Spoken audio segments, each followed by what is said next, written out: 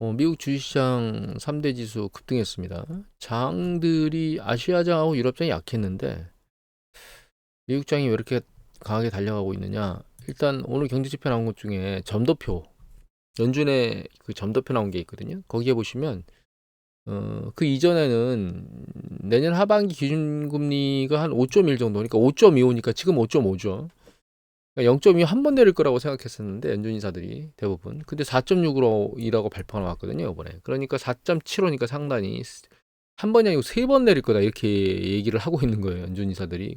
그만큼 내년도에 금리 압력이 떨어질 거다. 그것 때문에 주식시장이 여기 랠리가 여기 보시면 초반부에는 그냥 보합 수준으로 있다가 급등한 상황입니다. 이걸 좀 더 세부적으로 보면 이게 오늘 하루치를 보면 보합 수준으로 있다가 한 번 튀고 두 번 튀었고요. 그 튄 이후에 좀 빠른 속도로 내려오고 있긴 해요.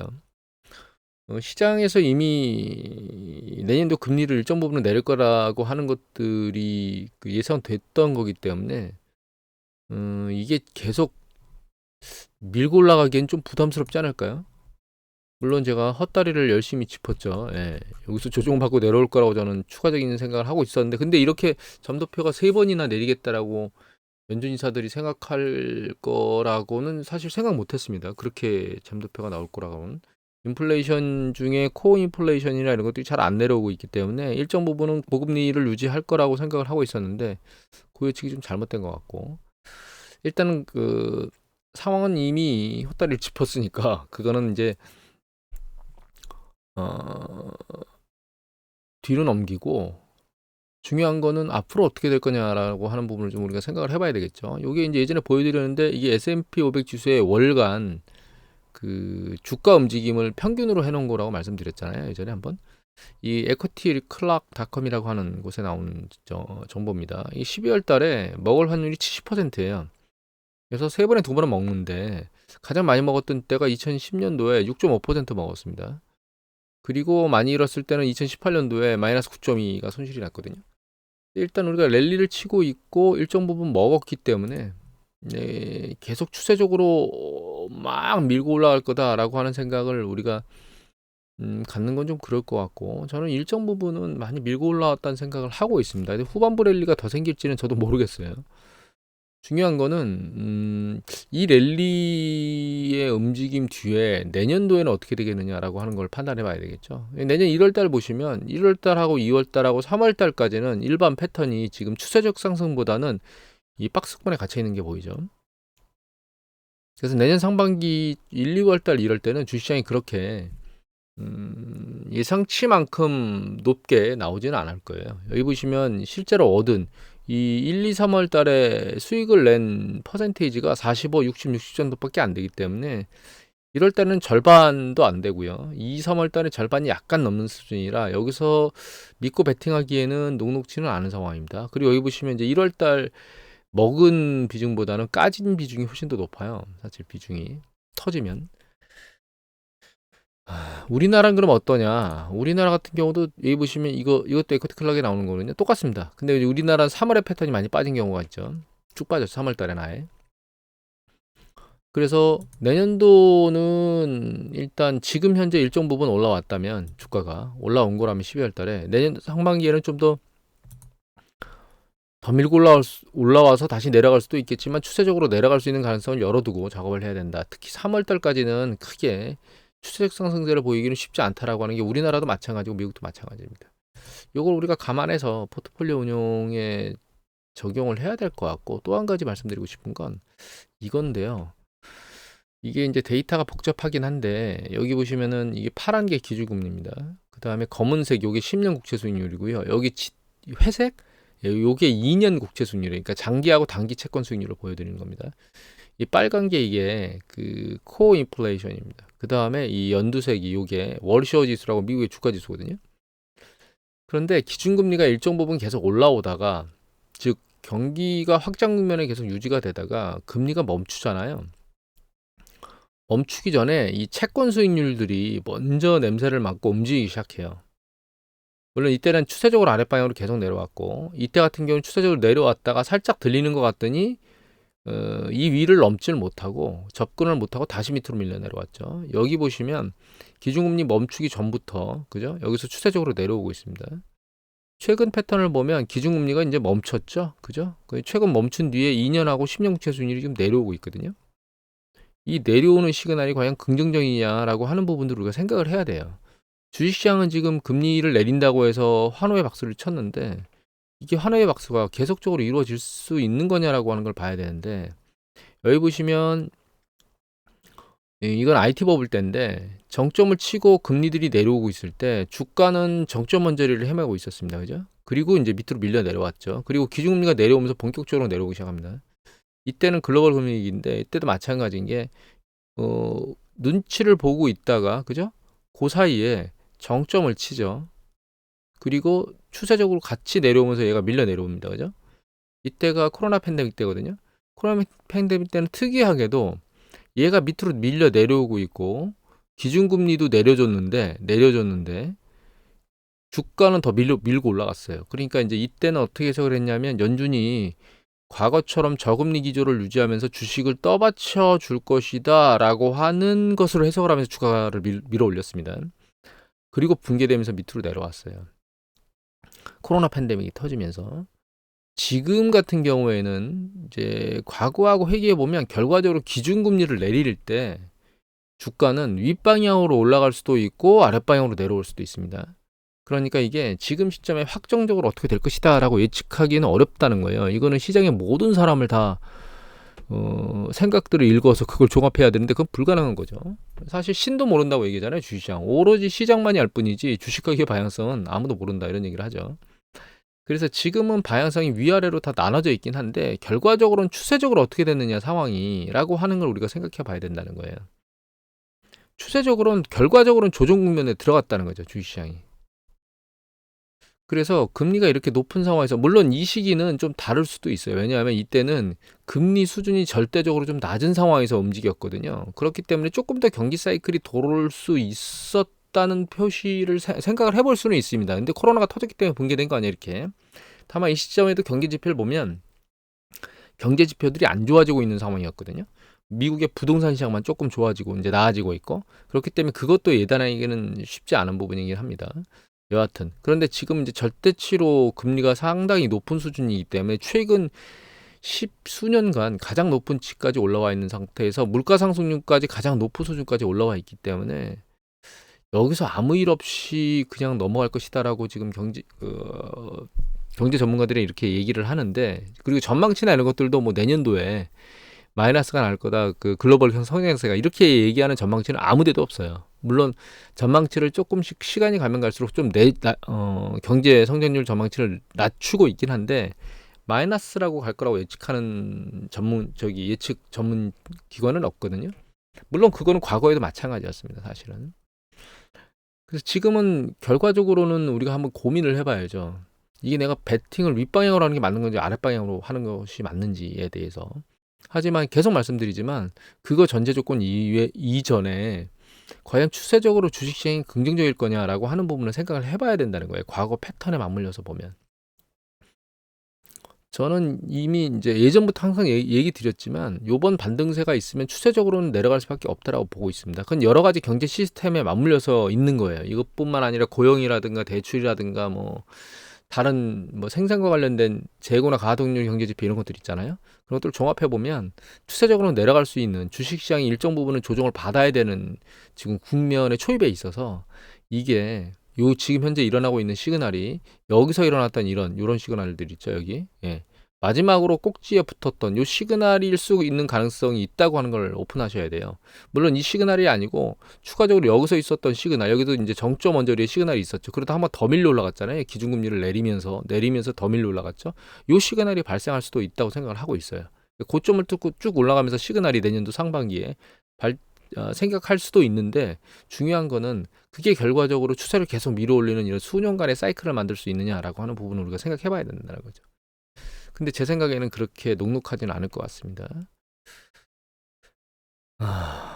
그리고 한 가지 더 보면 지금 이제 경제가 순환하면서 네 가지가 팽창과 수축을 반복하거든요. 그게 이제 재고하고 서비스, 그러니까 제품하고 서비스와 관련된 그 부분이 수요가 계속 늘어나면서 팽창해요. 그 다음에 그런 것들이 팽창하게 되면 결과적으로 고용이 팽창하거든요. 사람을 막 갖다 쓰게 되고 그게 이제 팽창을 하게 됩니다. 그러면 이제 그것들의 팽창하는 과정 중에 신용이 팽창해요. 대출이나 이런 자금들 쓰는 것들. 근데 이제 그게 그 세 가지 영역이 잘 돌아가게 되면 자산 가격이 팽창합니다. 부동산이나 주식, 대표적인 게 주식이죠. 원자재 가격도 마찬가지고 이런 것들이 대표적으로 팽창했다가 어느 시점에 애들이 수축으로 터닝하게 되거든요. 그런데 지금 그 수축으로 터닝하는 것 중에 자산 가격 중에 부동산 쪽은 이미 수축으로 터닝하는 것들이 보이고 있어요. 왜냐하면 여기 보시면 이제 우리나라 같은 경우는 프로젝트 파이낸싱 문제가 난리가 나고 있고 작년도 10월인가요? 11월? 김진태 강원도지사가 레고 사태로 헛소리를 한번 하는 바람에 자금 경색을 한번 몰고 왔고 그때 한번 연장해 줬죠. 그래서 올해 5월인가 6월 달 다시 만기가 왔고 그걸 추가적으로 또 연장해 주고 내년도까지 계속 밀어서 이제 사태를 밀고 있긴 한데 문제는 정말 제 생각에는 총선 넘기고 나면 이 프로젝트 파이낸싱 구조조정을 정리하는 작업으로 들어갈 것 같아요. 지금 중소 건설 관련된 업자들은 뭐 매일 하루에 하나씩 붕괴된다고 얘기를 하고 있는데 아직까지는 내년 총선 때문에 잘 정부에서 계속 뜯어맞고 있긴 한데 우리가 그 뜯어막을 때마다 보면 상호조총이 및 증권사의 부실 연체율이 계속 올라가는 것들이 이제 눈에 보이고 있거든요. 그걸 한도 끝도 없이 막을 수가 아마 없을 겁니다. 미국 같은 경우에는 이 상업부동산 문제가 있는데 상업부동산 같은 경우는 여기 보시면 이게 그 의회 조사국이거든요. 거기서 리포트를 냈는데 여기는 이게 이제 최근에 나온 거거든요. 이게 최근에 나온 건데 이게 GDP 대비 상업부동산의 비중이고 여기 있는 연두색이 이제 이게 다가구 주택 임대사업자들 나머지는 다른 뭐 사무실 공장 뭐 이런 것들이에요. 소매 판매 뭐 어떤 그런 그 소매 그 상가들 있죠. 뭐 그런 것들 다 포함한 거고 이거 말고 이제 과거에 그 6월달 11월달 나온 데이터 보면 이게 이제 상각하는 비중이 올라가고 있다는 걸 보여준 거고 요거는 상각 중에 은행 중에서 이 포지션이 큰 대형 은행들이 상당히 많이 상각을 한다. 그 중에서 가장 많이 상각을 하고 있다. 얘는 상각을 해도 크게 여파가 없기 때문에 예전에 한번 보여드렸는데 지금 현재 상업부동산의 대출 규모가 상당하거든요. 근데 그 상당한 규모를 대형 은행 같은 경우에는 아마 전체 상업부동산 대출 한 25% 정도 하고 있을 거예요. 나머지는 다 그 지방 중소은행들이 다 해줬거든요. 그래서 문제가 생기면 지방 중소은행이 난리를 치게 될 겁니다. 친다면. 그리고 현재 요 상업부동산의 연체율하고요 밑에가 상각이에요. 좀 전에 봤던 상각 같은 경우에는 보시면 올라가서 이제 끝났잖아요. 이거는 이제 여기 보시면 이게 1분기 끝난 걸 보여준 거고 최근 2분기 걸 보면 상각이 2분기 때 올라갔다가 3분기 때 살짝 내려왔어요. 다만 상각은 줄었지만 이 연체율은 계속 올라가고 있는 거예요. 상각이 뭐냐? 은행에서 그냥 손실 처리해버린다고 생각하시면 됩니다. 그런데 연체율은 계속 올라가고 있는 패턴들을 보이고 있어요. 지금 상업부동산 자체가. 그래서 상업부동산 문제가 쉽사리 해결이 되는 거가 아닐 수 있다. 올해 뭐 한 4, 5천억 달러? 내년도에도 거의 비슷한 수준으로 연체가 여기 있죠. 예. 올해고 내년도에도 이 정도 수준의 만기가 도래한다는 걸로 얘기를 하고 있고 이 만기가 3년에서 5년 정도가 그 모기지 만기거든요. 근데 이게 계속 연장해야 되는 상황으로 되고 있는 거고 이게 연장해야 되는 상황이 된다는 뜻은 3년 전이나 5년 전에 낮은 금리에 있던 걸 상당히 높은 수준으로 다시 연장을 해야 되기 때문에 녹록지 않은 상황이다. 그리고 또 한 가지 더 보여드리면 요거 CPPI라고 해서 그린스트리트에서 나오는 상업부동산 그 가격 인덱스거든요. 여기 보시면 이제 미국인데 요거 상업부동산 가격 인덱스가 내려오다가 살짝 멈추는 것 같더니 강도가 다시 세차가 지금 밑으로 내리꽂고 있습니다. 얘가. 그러니까 이 고점이 155였는데 지금 이 121.5로 여기선 12개월 10%라고 얘기하지만 훨씬 더 많은 폭으로 내려왔을 거예요. 이게 이제 코로나 팬데믹 터졌던 저점 근처까지 내려왔거든요. 이거는 미국, 유럽 같은 경우에는 유럽 볼까요? 얘가 유럽이거든요. 유럽은 보시면 코로나 팬데믹 때까지가 아니고 여기 보시면 글로벌 금융위기 터지기 직전, 버블 직전까지 내려왔습니다. 굉장히 많이 빠진 거죠. 상업부동산 대출이 그러니까 그 가격이 또 한 가지는 요건데 이거는 커머셜 엣지라고 하는 곳에 나오는 건데 이게 미국의 상업부동산의 공실률이에요. 얘가. 근데 여기 보시면 뭐 디트로이, 휴스턴, 샌프란시스코, 덴버 이런 데는 뭐 거의 뭐 20에서 30% 가까이 육박하고 있거든요. 공실률이 굉장히 높아요 지금. 그리고 이게 12개월 전보다인데 이게 떨어지는 애들도 있지만 여기 보시면 떨어지지 않고 올라가는 애들도 있어요. 작년 1년 전 대비해 가지고. 그래서 미국은 공실률이 높은 상태 하에서 지금 가격이 떨어지고 있는데 이 가격이 떨어지는 걸 떠받치려면 결과적으로 공실률이 이렇게 낮지 않은 상황에서 임대료를 올려주면 그만큼 수익률이 올라갈 수 있으니까 가격이 떨어지는 걸 막을 수 있잖아요. 근데 지금은 금리도 높죠. 공실률도 높은 상황이죠. 그래서 얘를 막기가 지금 녹록지 않은 상황이에요. 근데 이게 이렇게 계속 떨어지게 되면 대출을 해주는 입장에서 놓고 보면 자산 가격이 부실화되고 있는 거잖아요. 그러면 추가 담보를 요청을 해야 되겠죠. 담보 가격이 떨어지니까. 추가 담보 요청을 못 받아들이면 최소한 금리라도 올려야 되잖아요. 근데 지금은 아예 문제가 생길 수 있는 여지가 있기 때문에 추가 담보를 받기보다는 아예 그러니까 대출을 추가 담보를 못 받는 상황에서 금리를 올리기보다는 아마 연장을 안 해주는 형태로 갈 수 있는 가능성이 높지 않겠는가. 그래서 상업부동산 문제가 계속 걸려 있는 상황입니다. 지금 물론 좀 전에 봤던 의회조사에서 봤던 것처럼 대형은행 같은 경우에는 상각을 많이 때리고 있어서 별 문제가 없고 중소형 은행에서만 문제가 생길 수 있다라고 하는 생각을 우리가 해볼 수 있긴 한데 중소형 은행에서 상업부동산의 문제가 터진 다음에 그 다음번 문제가 또 일어날 수 있거든요. 일단 이제 그거는 하나 데이터를 더 보고 말씀을 드릴게요. 요거는 미국의 연방 예금공사거든요. 그런데 여기 보시면 여러분들이 알고 있는 건 세 군데 올해 파산난 뉴스 보도를 들었을 거예요. 처음에 실리콘밸리뱅크 난리가 났고 그다음에 그 시그너처뱅크 그다음에 퍼스트 리퍼블릭 뱅크 세 가지가 파산하는 게 뉴스 보도에 계속 나왔는데 지금 두 개가 더 파산했거든요. 미국 은행이. 그러니까 계속 파산이 일어나고 있어요. 물론 이 규모가 너무 작아서 여기 보시면 이게 빌리언이 밀린지 모르겠습니다. 밀리언이네. 이게 밀리언이가 빌리언이가 2천억 달러, 뭐 1,100, 2,290억 달러 정도의 자산 규모가 있었는데 요번에 깨진 거는 뭐 이게만 1억 달러, 1억 3,900, 요거는 뭐 6,600만 달러 요 정도로 규모가 작기 때문에 큰 문제가 아니라고 뉴스 보도에도 안 나오지만 일단 파산 자체는 은행 파산이 끝나질 않았어요. 과거 패턴을 보면 글로벌 금융위기가 2009년도, 2008년도 이제 넘어가면서 터지기 시작했잖아요. 베어스턴스하고 리먼 이후 때 2008년도에 터졌는데 일단 그 터지기 전에 초반부에 일단 2008년도 이때 터지는 시그널만 보이다가 그 다음에 2009년도 넘어가면서 계속 연쇄 파산이 일어나잖아요. 이게 파산 숫자입니다. 이게 규모고 초반부에 큰 놈이 터지고 점점점 줄는데 나머지 잔챙이들이 터지면서 이제 쭉 주는 거죠. 지금 그런 패턴이 일어나고 있는 게 아닌가라는 생각이 들어요. 개인적으로는.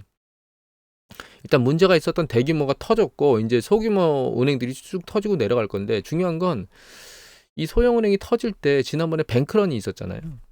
그래서 그런 뱅크런들이 지방은행에서 심화되는 경우가 발생하게 되면 은행 자체는 결과적으로 대출이나 이런 것들 자기가 살기 위해서 액션을 취할 거기 때문에 지방 중소도시의 경제가 위축될 겁니다. 자영업자나 중소기업자들한테 대출해줬던 지방은행들이 대출이나 이런 것들을 쥐어짜게 될 거예요. 자기 생존을 위해서. 그러면 그게 그런 자영업자나 중소기업자를 쥐어짜게 되고 결과적으로 경제가 제대로 못 도는 위축되는 그런 현상으로 터닝할 수 있거든요.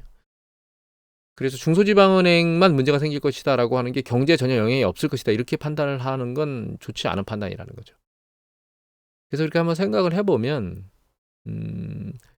금리 동향이나 이런 것들이 일어나는 것들로 생각해보면 아무 일이 안 일어날 수도 있고 방향이 위나 아래일 수도 있다라고 그냥 어림잡아 생각해볼 수도 있긴 하지만 지금 잘 생각해보면 여러 가지 팽창 과정 중에 이미 고용도 상당히 많이 진척돼서 밑으로 내려왔다 이제 실업률이 다시 올라오고 있잖아요. 그러니까 고용 팽창이 끝났다고 보일 수도 있어요. 그 다음에 신용 관련된 것도 이미 연체율이 올라가는 부분들도 있고요. 그 다음에 상업부동산이라든가 우리나라 같은 경우 프로젝트 파이낸싱이라든가 이런 것들의 문제. 그 다음에 아까